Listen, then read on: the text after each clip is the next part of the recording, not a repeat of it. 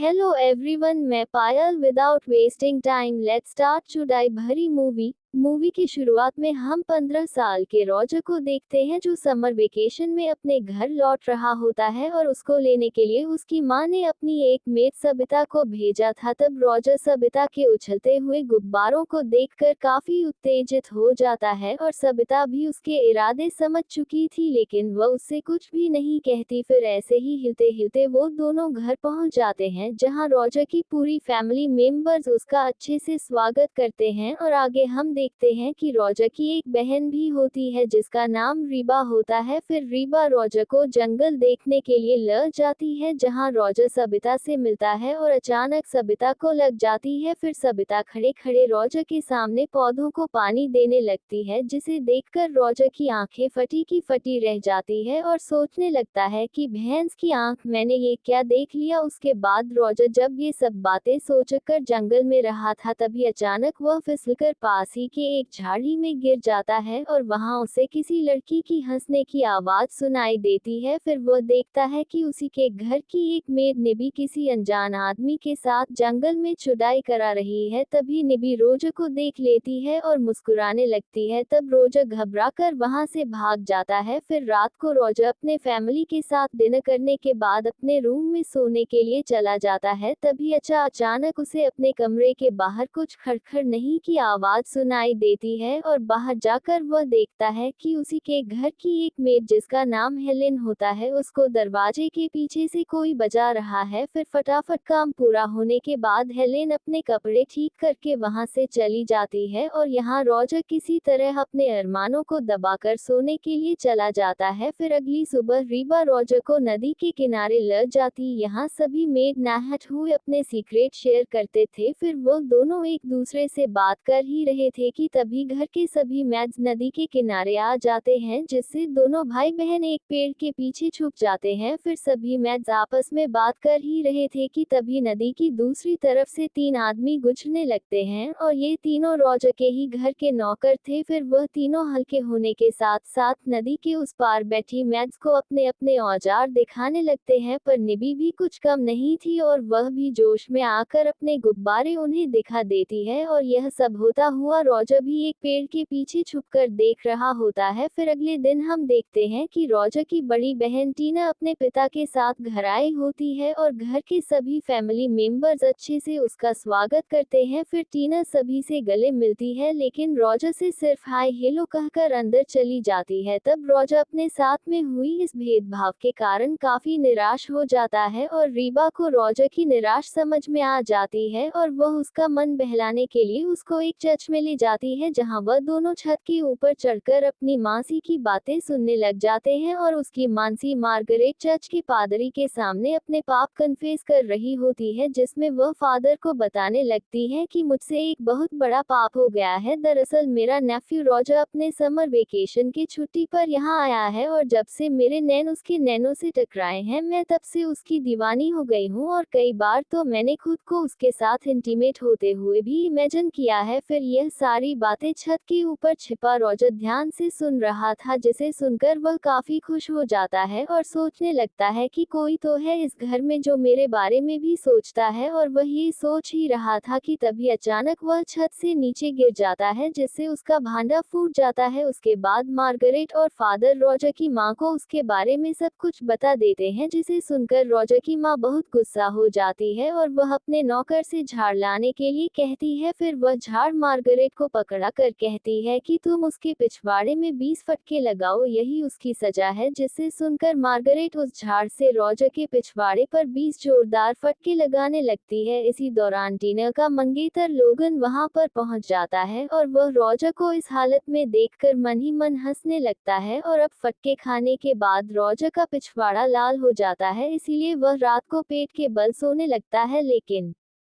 तभी उसको फिर से बर्तनों की आवाज सुनाई देती है, इसीलिए वह देखने के लिए बाहर जाता है और इस बार भी वह देखता है कि हेलन को कोई पीछे से खोद रहा है, लेकिन हमें ये पता नहीं चलता कि वो मिस्टर इंडिया आखिर है कौन। पर इस बार रॉजर के साथ साथ फ्रैंक भी इस नज़ारे को एंजॉय कर रहे थे, इसीलिए इसके बारे में पता करने के लिए रॉजर फ्रैंक के कमरे में जाने लगता है, जहां फ्रैंक अपने पैंट में हाथ डालकर दूरबीन से छन सितारों का मिलन देख रहे थे। तब रॉजर को अपने कमरे में देखकर फ्रैंक चौंक जाते हैं और अपने कमरे से चले जाते हैं। उनके जाने के बाद रॉजर भी दूरबीन से चांद सितारों का मिलन देखने लगता है और वह समझ जाता है कि फ्रैंक तो साला उससे भी ज्यादा ठरकी है। फिर उसको टेबल पर एक अश्लील कहानियों की एक किताब मिलती है, जिसको लेकर वह वहां से चला जाता है। जब वह अपने कमरे की तरफ जा रहा होता है, तभी उसे अपने पेरेंट्स के कमरे के बाहर कुछ आवाजें सुनाई देती है, इसीलिए वह की होल से अंदर झांकने की कोशिश करता है, लेकिन तभी लोगन उसको झांकते हुए पकड़ लेता है। तब रॉजर उससे रिक्वेस्ट करता है कि प्लीज मेरे पेरेंट्स को इसके बारे में कुछ मत कहना, तुम जैसा कहोगे मैं वैसा करूंगा। जिसे सुनकर लोगन रॉजर से अपना गाड़ी साफ करवाने लगता है। फिर अगले सीन में हम देखते हैं कि रॉजर अपनी बहन टीना और रोले से बातें कर रहा था। तभी लोगन रॉजर से कहता है कि देखो मेरे जूते कितने गंदे हो गए हैं, इसे अच्छी तरह से साफ कर दो, लेकिन रॉजर ऐसा करने से मना कर देता है। तब लोगन गुस्सा होकर रॉजर की मां को उसके बारे में बता देता है कि कल रात ये ठरकी आपके कमरे में झांक रहा था। जिसे सुनकर रॉजर की मां गुस्सा हो जाती है और वह रॉजर को घर से बाहर चले जाने के लिए कहती है। तब रॉजर मौका देखकर अश्लील कहानियों वाला किताब अपनी बहन टीना की किताब के साथ एक्सचेंज कर देता है। फिर वह बाहर छुपकर टीना को वह किताब पढ़ते हुए देखता है और टीना भी उस किताब को पढ़कर उसके मन में लड्डू फूटने लगते हैं। इधर रॉजर के अरमान भी जाग जाते हैं, इसीलिए वह और निबी के पास जाता है जो किचन में अपना काम कर रही थी। फिर रॉजर झट से निबी को पीछे से पकड़ लेता है। तब निबी डर कर उसके सर पर एक प्लेट तोड़ देती है, जिससे रॉजर को दिन में ही तारे नजर आ जाते हैं। तब निबी देखती है कि यह तो अपना रॉजर है और वो रॉजर जर के साथ चुड़ाई करने के लिए मान जाती है, लेकिन तभी दूसरी मेड वहां पर आ जाती है, इसीलिए रॉजर को वहां से भागना पड़ता है। उसके बाद हम देखते हैं कि एक पोस्टमैन वहां पर आता है और चिल्ला चिल्ला कर कहता है कि जंग छिड़ गई है, जंग छिड़ गई है। दरअसल जर्मनी ने फ्रांस के ऊपर जंग का ऐलान कर दिया है, जिसे सुनकर सभी लोग वहां पर इकट्ठा हो जाते हैं और अगले दिन गांव के सभी मर्दों को जंग लड़ने जाना था, इसलिए रॉजर की फैमिली रात को पार्टी करने लगते हैं। और रॉजर को जब ये बात पता चलती है कि उसके घर के सभी मर्द जंग में जाने वाले हैं और घर की सभी औरतें अकेली रहेंगी, तो वह अंदर ही अंदर काफी खुश होने लगता है। फिर अगली सुबह सारे मर्द जंग के लिए रवाना हो जाते हैं, इसीलिए रॉजर सबसे पहले निबी को अपने जाल में फंसा है। पर निबी तो पहले से ही रॉजर को पसंद करती थी, इसीलिए वह रॉजर को ग्रीन सिग्नल दे देती है और वह दोनों वहीं पर चुड़ाई करने लगते हैं। फिर अगले दिन हम रॉजर की केट को देखते हैं जो एक नदी के किनारे बैठी होती है। तभी अचानक रॉजर भी नदी से बाहर निकलता है और केट को अपने बातों में फंसाकर उसके साथ वही नदी के किनारे चुड़ाई करने लगता है। और अब रॉजर की हिम्मत बढ़ गई थी, वह अपने घर की सभी लड़कियों के साथ चुड़ाई करने का प्लान बनाता है। फिर रात को हम देखते हैं कि रॉजर की मासी मार्गरेट सोने के लिए अपने कमरे में जाती है, लेकिन वह देखती है कि रॉजर पहले से ही उसके कमरे में बैठा हुआ है। तब रॉजर कहता है कि मुझे पता है आप विजन हो, इसलिए मैं आपकी मदद करने के लिए आया हूँ। पर पहले तो मार्गरेट मना करती है, लेकिन कुछ देर की चुम्मा चाटी के बाद वह खुद को रोक नहीं पाती और दोनों वहीं पर चुड़ाई करने लगते हैं। इसके बाद हम हेलन को देखते हैं जो चाय नाश्ता लेकर उस दरवाजे के पास आती है, लेकिन इस बार मिस्टर इंडिया गायब था, क्योंकि वह भी जंग लड़ने के लिए गया था, इसलिए कोई और चारा ना होने के कारण वह सीधा रॉजर के कमरे में जाती है। अब रॉजर भी उसकी ख्वाहिश पूरा करता है और उसके साथ चुड़ाई करने लगता है। फिर अगले दिन जब रीबा और रॉजर बगीचे में बैठे हुए होते हैं, तब